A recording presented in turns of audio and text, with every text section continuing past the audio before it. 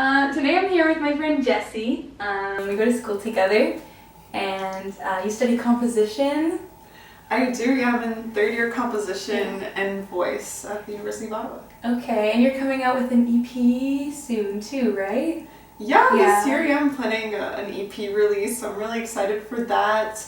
There's going to be 4 songs on it, a couple singles, some music videos, so lots of stuff coming up this year, yeah. Okay, that's awesome. I feel like you are a very free-spirited person. Oh, yeah, I feel like you really just go with, you really just do like whatever you want. And I was wondering, how do you know if like decisions you've made are good decisions? That's an interesting question. For me, like, right from a young age, like when I found that like music was what drove me and what I was really passionate about, I never really thought about what I was doing necessarily or what I had done. I was just constantly in the state of like wanting to learn, wanting to push myself, wanting to make connections, wanting to like learn more and more every day. Like I used to do these like songwriting like circles kind of thing like every month, where I would like share songs with like a bunch of songwriters from like the Ottawa community and get feedback. And like even though my songs were terrible, like I was like 12 years old at the time when I started, like going to those or doing lessons and like showing like where I was at and like really being open to comments to like get better. Taking any opportunity possible, even if I wasn't like amazing yet, like just constantly putting myself out there and constantly like pushing forward, I think is what like allowed me to grow so much in a small amount of time. And it wasn't until I was late teens that I like looked back at like everything I had done and I realized like, oh my god, like I've done so many cool things and like I've grown so much in like such a small amount of time. But it was just because like I was so driven forward by like this thing I was so passionate about. So yeah, like there was just like no going back. There was no like looking back. It was just like constantly like pushing forward and just like getting like more deeply in love with like this like music and like just all the different facets of it, you know? Like music is like infinite. There's so much to learn that I feel like I'll always be able to be like pushing myself to be better and like working on myself as like a person and a musician to be like a better artist. So it's kind of just like an infinite like you know, like I'm just so excited to like keep working on music and just doing what I love. When I was in the high school, like I really started putting my music out there, like doing a lot of performances. I did not know what kind of music I liked fully. I didn't like, I was so like influenced by other people and their judgment and what they had to say about me that like I had no space to discover like who I was as a person. So I feel like once I graduated, and I'd say like especially when like COVID happened too, like I just like had so much time to think about myself as a person and, you know, discover like what do I like to do in my alone time, like what are my morals, like what do I connect with like on a deep level when it comes to like other human beings, like pastimes. I don't know, just like I wanted to like get to know myself because we were kind of just stuck with ourselves almost for like a whole like 2 years, you know. So it's crazy time. It absolutely was. And like listen to a ton of music and like be like, oh my god, look at this genre of music is so cool, like I had no idea these sonorities could exist. Or just like plunge into everything and be open to everything and consider everything too, because I feel like open-mindedness is so important to me.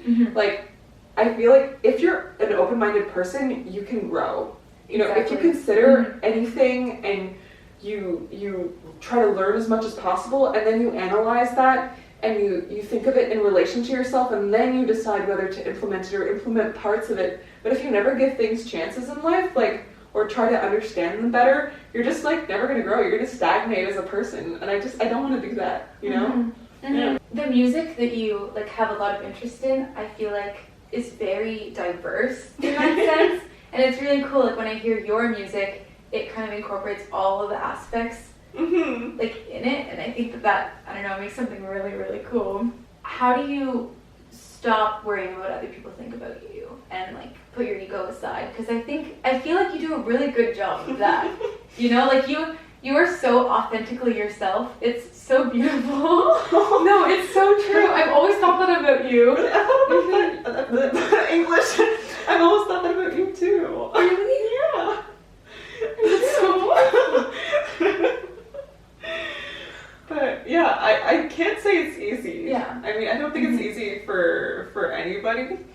I do think I've just kind of tried to stop caring as much about what other people think, because at the end of the day, like, I've been on like a big search for like happiness, like liberation, just like wanting to be like a more confident, like powerful woman, you know?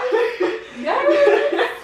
And like, I think I've been like achieving that, and I think it's not necessarily like trying to have like the biggest ego. It's more just like trying to like know myself better so I can be a better person for like the people I really appreciate and want to be around in my life, so we can like lift each other up more.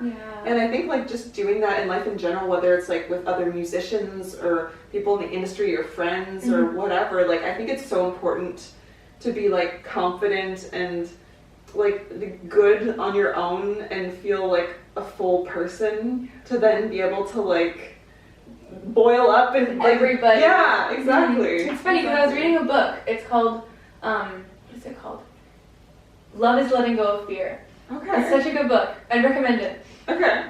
If you're in the market of self-help books. But it's talked about what you were saying and how, you know, a lot of people try to be really empathetic in the sense where they're always giving to other people, but they don't give to themselves first, and you can really fill other people up so much more when you're filled up yourself because you're so much more into people. Yeah. Absolutely. No, I totally agree. And like it can be exhausting too to like constantly give and never take. I have to admit that's something I've had to learn for sure. It's something I'm very much like a people pleaser. Like one of my like biggest fears when I was a kid was to like let people down. And even like the smallest things, like I would feel so bad about. Like I was the type of person like or the type of kid that didn't need a punishment. Just knowing I did something wrong was punishment enough. Yeah.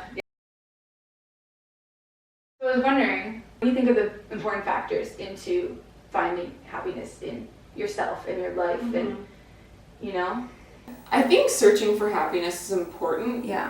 But like not in the way of like constantly feeling like you don't have enough and you need more, but like constantly like reevaluating your life and being like, am I happy right now? Like, am I enjoying my everyday life? Like when I wake up in the morning, am I excited to do what I'm doing? Yeah. Am I in the right spot, or is what I'm doing right now going to lead me to something that I really want? You know, just like constantly reevaluating that and making sure you're keeping that in touch, and you're like really respecting yourself and caring for yourself through that questioning.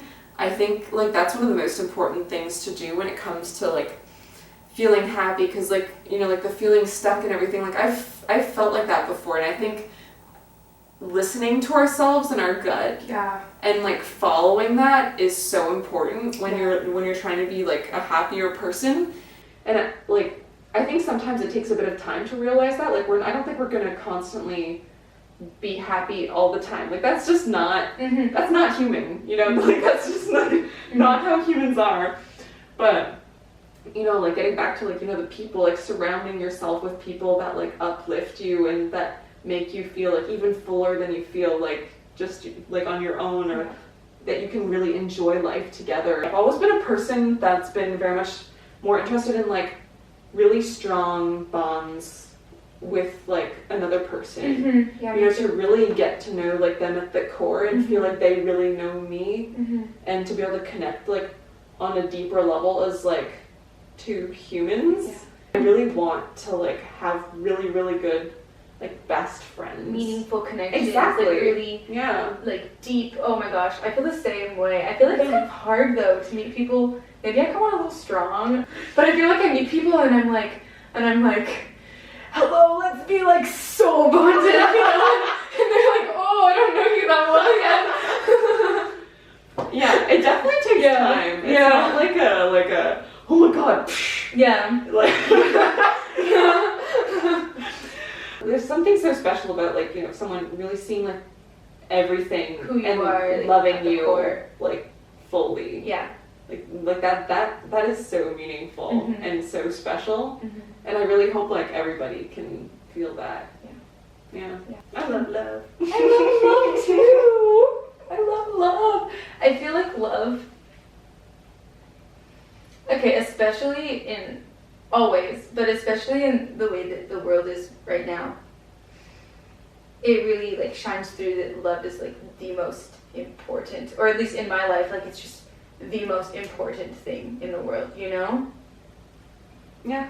Mm-hmm. I agree. Like, if everyone has love at their core and is wanting to spread it, I think the world will be like such a better place. Yeah. And I think decisions will be made for the right reasons, because I feel like a lot of people can get influenced by other factors and start prioritizing them more Mm-hmm. than just like wanting to spread good Mhm. vibes and, you know, be there for other people. I think it's the most authentic, like, form of existence. You know, like love really is. Okay, that book really affected me. Love really is letting go of fear. You know, It is. like it's just like the most authentic sense of like who you are, like inside, like your soul. You know. Yeah.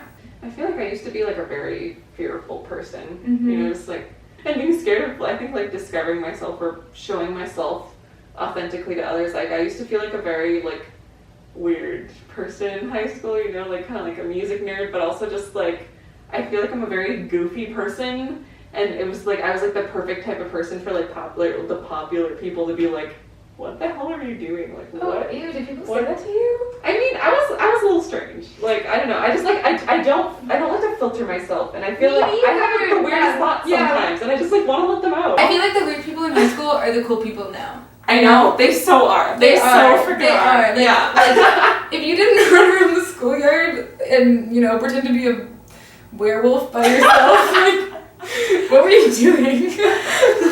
Absolutely. I used to pretend to be a horse. And I would have like bruised knees because I would like fake Oh my gallop. gosh, we would have like really gone along. I pretended to be a werewolf. I feel like I would have had to fear you though, you know, because like, and I think I would be your like Horses. prey or wait, Oh, prey, you know what I mean? predator prey. Yeah. Yeah. Thank you for talking with me today, Jessy. Absolutely, it's my pleasure. I'm glad we got to Me chat about happiness Me and too. people and love and Yeah. authenticity. It's really cool. Yeah, Thanks for having me. Well, thanks, Jessy. I appreciate you. I appreciate you too.